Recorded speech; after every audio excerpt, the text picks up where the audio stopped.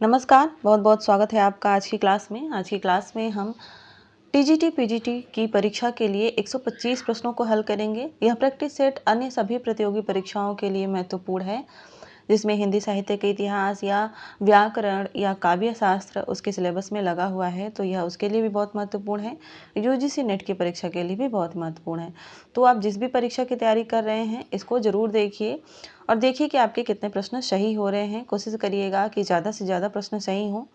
चलिए देखते हैं पहला प्रश्न। पहला प्रश्न है, अमी हलाहल मद भरे श्वेत श्याम रत्नार जियत मरत झुक झुक परत जही चितवत एक बार। अब तक आप इस पंक्तियों को बताते थे कि यह किसकी हैं। आज बताइए कि इसमें कौन सा अलंकार है। व्याजनिंदा, उल्लेख, यथासंख्य या श्लेष। इस पंक्ति में कौन सा अलंकार है। सही उत्तर है इसका यथासंख्य अलंकार। इसमें यथासंख्य अलंकार है। जिस क्रम में वस्तुओं का उल्लेख हो उसी क्रम में उनके गुणों का भी उल्लेख हो, तो वहाँ पर यथासंख्य अलंकार होता है। यहाँ पर देखिए, ये जो अमीय शब्द है इसका अर्थ होता है अमृत, और अमृत क्या करता है, जीवन देने का काम करता है। वहीं हलाहल जो है वह मृत्यु देने का काम करता है। मद भरे यानी नशा जो है उसमें मनुष्य की शरीर झुक जाती है। तो इस तरह से जिस क्रम में वस्तुओं का उल्लेख हुआ है उसी क्रम में उसके गुणों का भी उल्लेख हुआ है, इसलिए यहाँ पर यथासंख्य अलंकार है। अगला प्रश्न है कि काव्यामृत रसेनांतर चमत्कारो वितन्यते। काव्य प्रयोजन की परिभाषा किसकी है। कुंतक की, आनंदवर्धन की, वामन की या हेमचंद की। काव्यामृत रसेनांतर चमत्कारो वितन्यते, यह काव्य प्रयोजन की परिभाषा किसके द्वारा दी गई है। सही उत्तर है इसका कुंतक की। यह परिभाषा कुंतक की है और इसका अर्थ है कि अमृत रूपी काव्य रस की अपेक्षा अंतस चमत्कार के लिए होता है। अमृत रूपी काव्य रस की अपेक्षा अंतस चमत्कार के लिए होता है। अगला प्रश्न देखते हैं। प्रश्न संख्या 3 है, निम्न में से अरबी शब्द कौन सा है। अरबी शब्दों का जो ऑप्शन है वो कौन सा है। आबरू, आराम, आवारा, आदत, कसूर, आदमी, कालीन, काबू, कैंची या अनानास, चाबी, तंबाकू। अरबी शब्दों का जोड़ा कौन सा है। सही ऑप्शन है ऑप्शन नंबर बी, आदत, कसूर, आदमी, यह अरबी शब्द हैं। अगला प्रश्न देखते हैं। प्रश्न संख्या 4 है, शुद्ध शब्द कौन सा है इसमें। अंधेरा। ऑप्शन बी वाले अंधेरे को आप चंद्र बिंदु वाला अंधेरा मानिएगा, और ऑप्शन सी अंधेरा या इनमें से कोई नहीं। इसमें से बताइए कि शुद्ध शब्द कौन सा है। सही उत्तर है ऑप्शन बी वाला अंधेरा। अंधेरा लिखने पर चंद्र बिंदु आएगा तो वह शुद्ध माना जाएगा। अगला प्रश्न है, शुद्ध वाक्य का चयन करना है।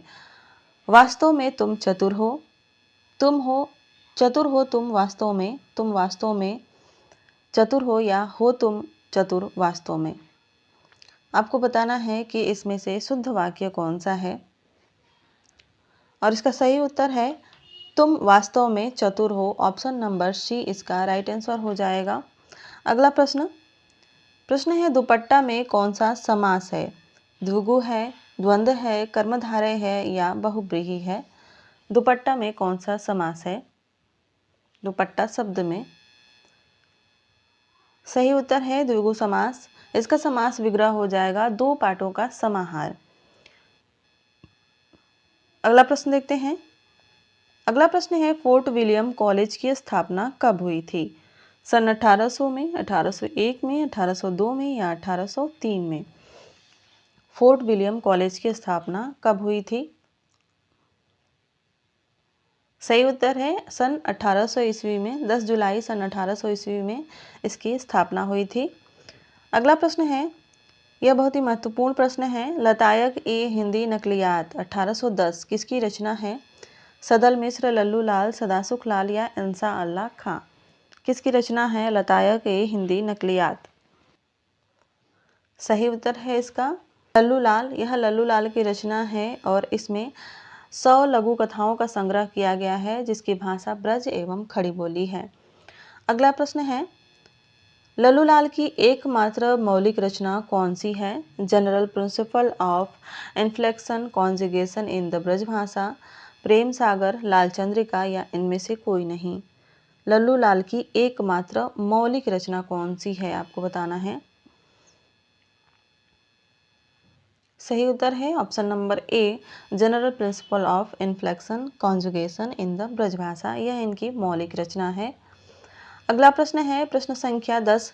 नासिका के तो व्याख्यान पर ब्रजी और भोजपुरी का प्रभाव है, किंतु सीधे संस्कृत होने के कारण हिंदी की प्रकृति के अनुरूप है। यह कथन किस आलोचक का है?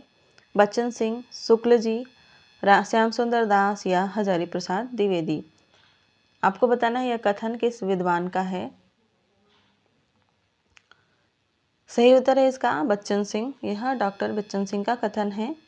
अगला प्रश्न प्रश्न संख्या 11। हिंदी की प्रथम दलित कविता कौन सी है? अछूत की शिकायत, अछूतों का पैगंबर, चमार हूँ मैं या एकलव्य। हिंदी की प्रथम दलित कविता कौन सी है? सही उत्तर है इसका अछूत की शिकायत। यह हिंदी की प्रथम दलित कविता है और इसके लेखक जो हैं, रचनाकार जो हैं वह हीरा डोम हैं। 1914 ईस्वी में यह सरस्वती में प्रकाशित हुई थी। इसका भी ध्यान दीजिएगा, कभी इसका समय पूछा जा सकता है। तो 1914 में सरस्वती में प्रकाशित हुई थी। यहीं पर बात कर लेते हैं अछूतों का पैगंबर इस रचना की। तो यह 1946 में प्रकाशित हुई थी।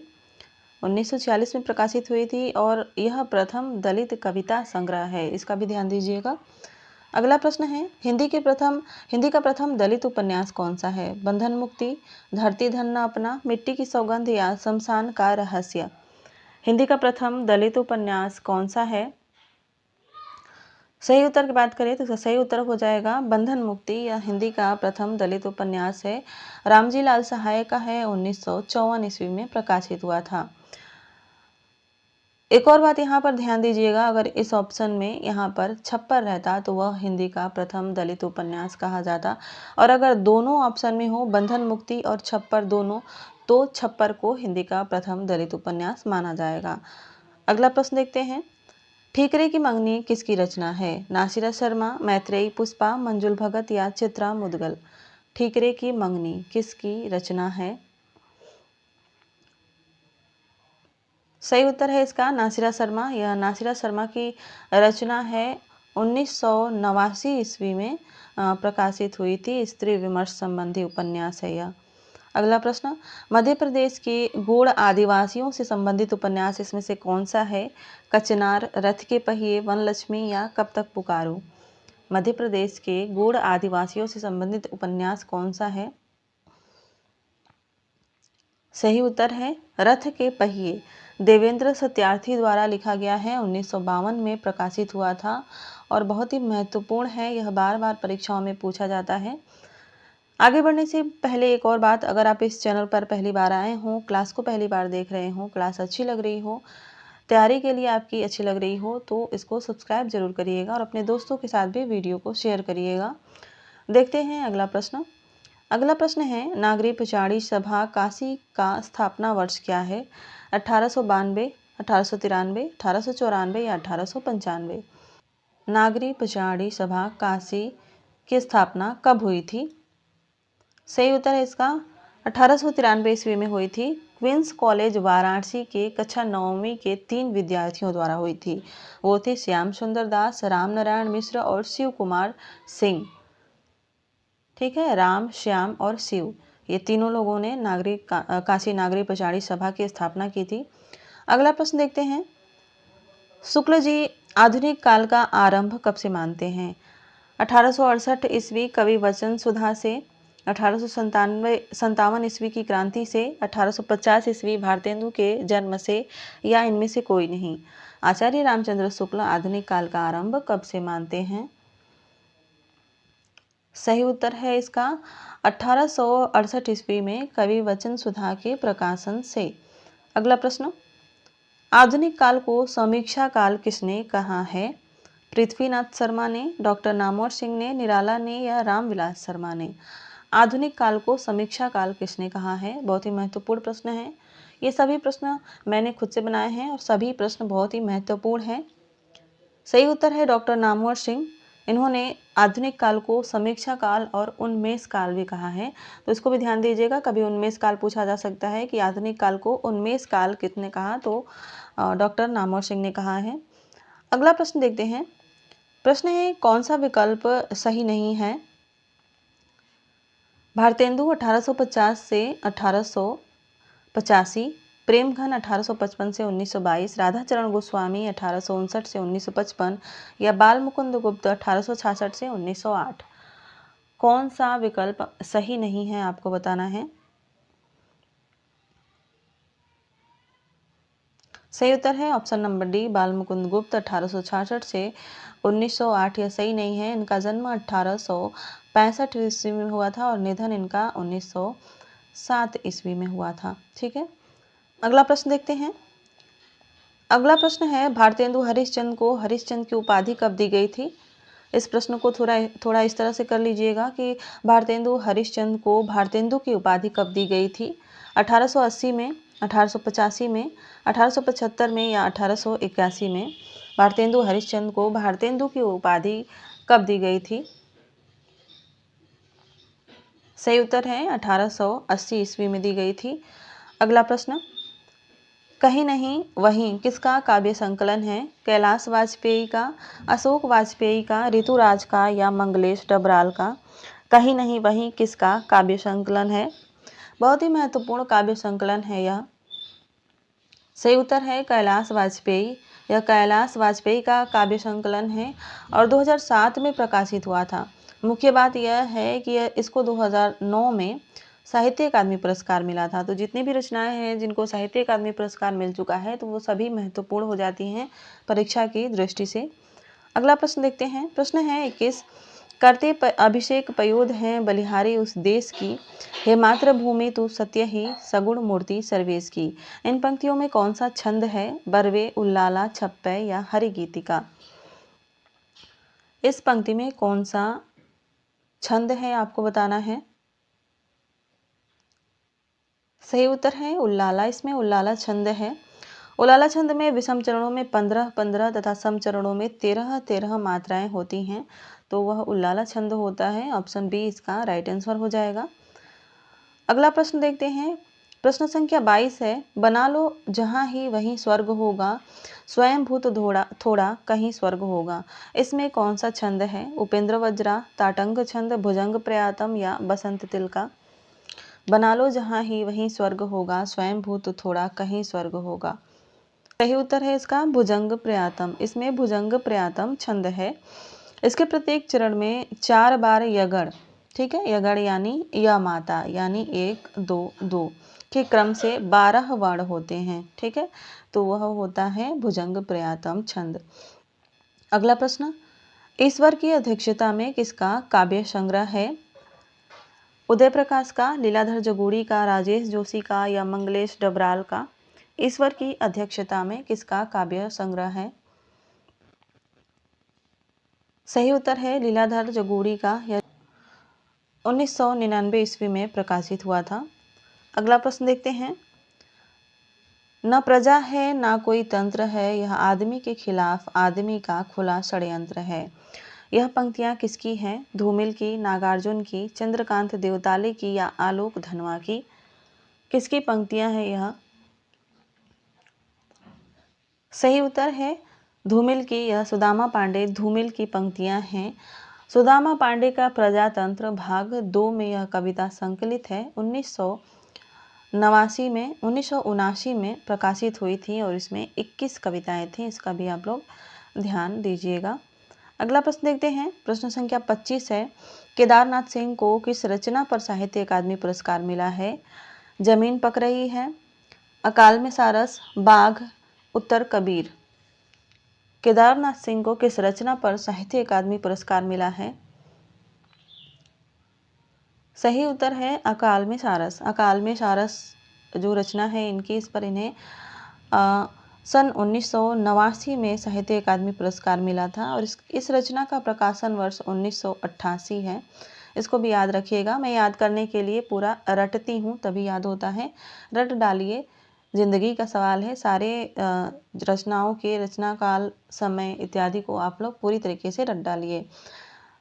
2013 में केदारनाथ सिंह को संपूर्ण साहित्य के लिए ज्ञानपीठ पुरस्कार मिला था, यह भी याद रखिएगा।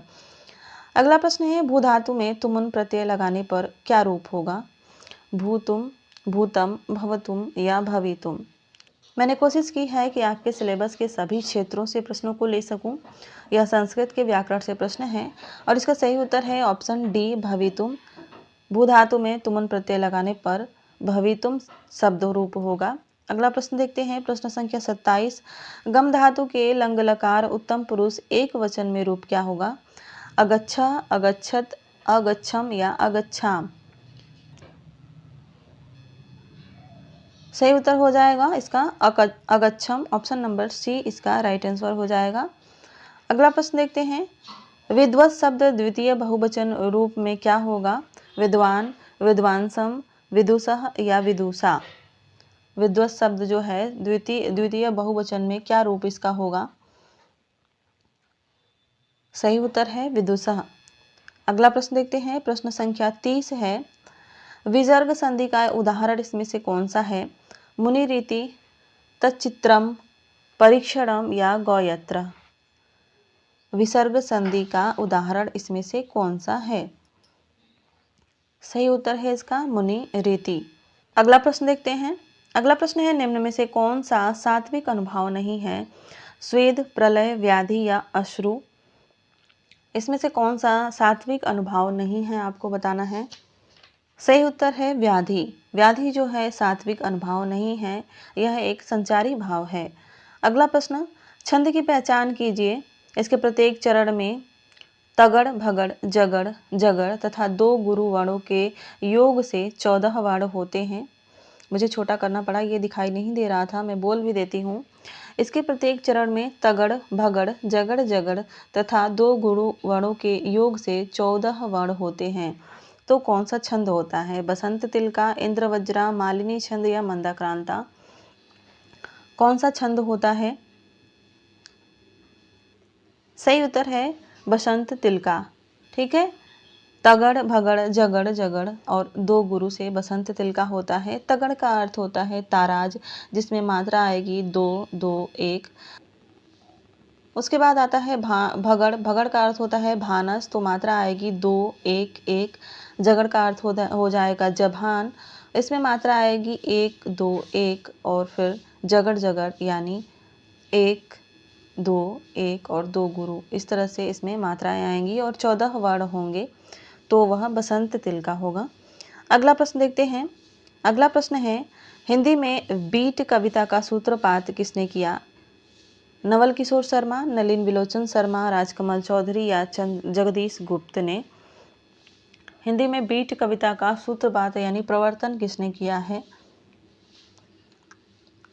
सही उत्तर है राजकमल चौधरी जी ने। अगला प्रश्न, प्रश्न संख्या 33 है, अरण्या किसका काव्य संग्रह है? बहुत ही महत्वपूर्ण काव्य संग्रह है अरण्या, और आपको बताना है यह किसका काव्य संग्रह है। कुंवर नारायण, नरेश मेहता, रघुवीर सहाय या सर्वेश्वर दयाल सक्सेना। अरण्या किसका काव्य संग्रह है? सही उत्तर है नरेश मेहता का। यह नरेश मेहता का काव्य संग्रह है। इसका प्रकाशन 1985 ईस्वी में हुआ था। 1988 ईस्वी में इसको साहित्य अकादमी पुरस्कार मिला था। ठीक है, इसीलिए यह प्रश्न बहुत ही महत्वपूर्ण है। अगला प्रश्न, मुक्तिबोध एक अवधूत कवि किसका आलोचनात्मक ग्रंथ है? नरेश मेहता का, अज्ञेय का, कुंवर नारायण का या इनमें से कोई नहीं। मुक्तिबोध एक अवधूत कवि किसका आलोचनात्मक ग्रंथ है? सही उत्तर है इसका नरेश मेहता। नरेश मेहता का है सन 1887 ईस्वी में। ठीक है, 1987 ईस्वी में, माफ करिएगा, 1987 ईस्वी में प्रकाशित हुआ था। अगला प्रश्न, जितना तुम्हारा सच है उतना ही कहो पंक्ति किसकी है? अज्ञेय की, कुंवर नारायण की, प्रभाकर माजपेयी की या मदन वात्स्यायन की। जितना तुम्हारा सच है उतना ही कहो, किसकी पंक्ति है? सही उत्तर है अज्ञेय की, या पंक्तियां अज्ञेय की हैं। अगला प्रश्न, प्रश्न संख्या 36 है, केदारनाथ अग्रवाल को किस रचना के लिए सोवियत लैंड नेहरू पुरस्कार मिला था? युग की गंगा, नींद के बादल, फूल नहीं रंग बोलते हैं और हे मेरी तुम। केदारनाथ अग्रवाल को किस रचना के लिए सोवियत लैंड पुरस्कार मिला है? सही उत्तर है फूल नहीं रंग बोलते हैं। इसके लिए इन्हें सोवियत लैंड नेहरू पुरस्कार मिला है। 1965 ईस्वी में यह प्रकाशित हुई थी। अगला प्रश्न देखते हैं, हिमालय की बेटियां रचना की विधा क्या है? बहुत ही महत्वपूर्ण प्रश्न है, इसको आप लोग नोट कर लीजिएगा कहीं पर। उपन्यास है, संस्मरण है, रेखा चित्र है या यात्रा वृत्तांत है? हिमालय की बेटियां, इस रचना की विधा क्या है? सही उत्तर है इसका यात्रा वृत्तांत। यह यात्रा वृत्तांत है नागार्जुन का। ठीक है, घुमक्कड़ त्रयी में भी जाने जाते हैं नागार्जुन। अगला प्रश्न, निम्न में से कौन सी रचना शिवमंगल सिंह सुमन की है? मकड़ी मर गई, मिट्टी की बारात, छाया लोक और प्रवासी के गीत। कौन सी रचना जो है वह शिवमंगल सिंह सुमन की है? सही उत्तर है इसका ऑप्शन नंबर बी, मिट्टी की बारात। यह शिवमंगल सिंह सुमन की है। 1974 में इसको साहित्य अकादमी पुरस्कार मिला था। किसी ने कमेंट में पूछा भी था। इसका प्रकाशन वर्ष 1972 है। मिट्टी की बारात जो है 1972 में प्रकाशित हुई थी। अगला प्रश्न, प्रसाद पंत व मैथिली शरण गुप्त किसकी आलोचनात्मक कृति है? सुभद्रा कुमारी चौहान की, सोहनलाल द्विवेदी की, दिनकर की या माखनलाल चतुर्वेदी की? प्रसाद पंत व मैथिली शरण गुप्त किसकी आलोचनात्मक कृति है? सही उत्तर है दिनकर की। रामधारी सिंह दिनकर की यह आलोचनात्मक कृति है। 1958 ईस्वी में प्रकाशित हुई थी। अगला प्रश्न है प्रश्न संख्या 40, रामविलास शर्मा निराला की प्रथम कविता किसे मानते हैं? यह भी बहुत ही महत्वपूर्ण प्रश्न है। सरोज स्मृति, जूही की कली, भारत माता की वंदना या अनामिका? रामविलास शर्मा निराला की प्रथम कविता किसे मानते हैं?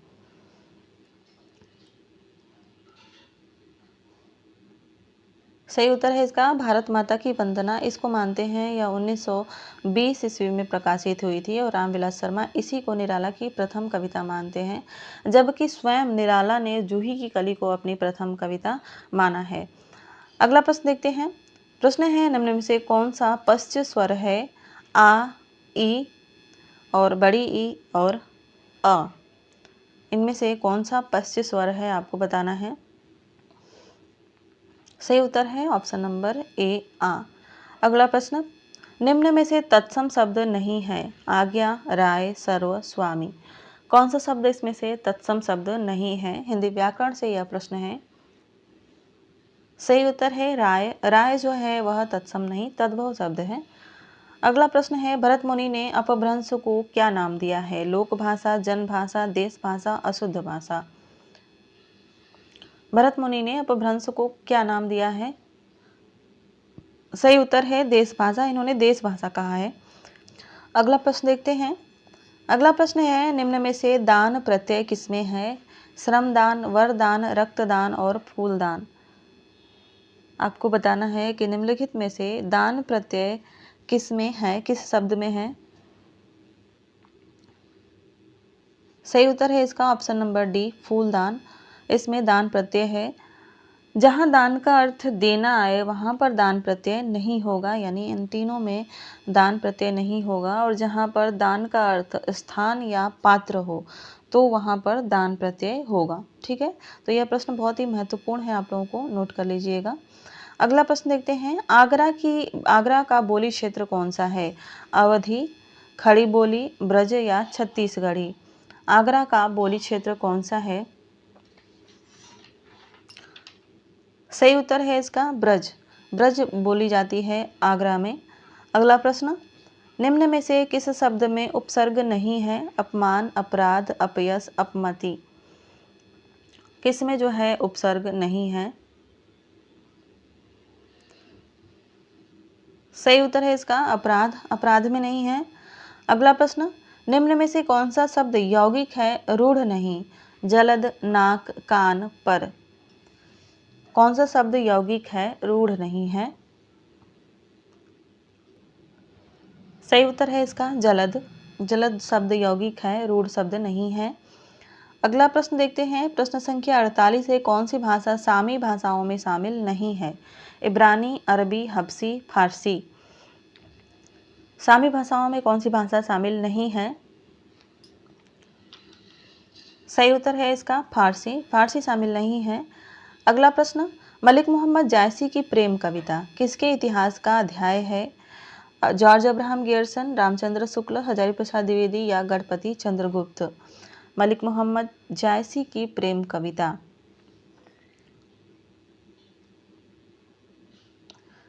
सही उत्तर है इसका जॉर्ज अब्राहम ग्रियर्सन का।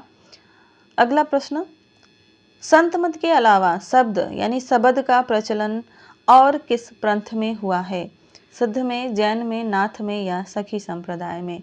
संत मत के अलावा जो शब्द है उसका प्रचलन और किस पंथ में हुआ है? सही उत्तर है इसका नाथ पंथ में। अगला प्रश्न देखते हैं। प्रश्न है, हठयोग का प्रभाव निम्न में से किस कवि पर पड़ा है? स्वयंभू, गोरखनाथ, हेमचंद्र या विद्यापति? हठयोग का प्रभाव निम्न में से किस कवि पर पड़ा है? सही उत्तर हो जाएगा इसका गोरखनाथ पर।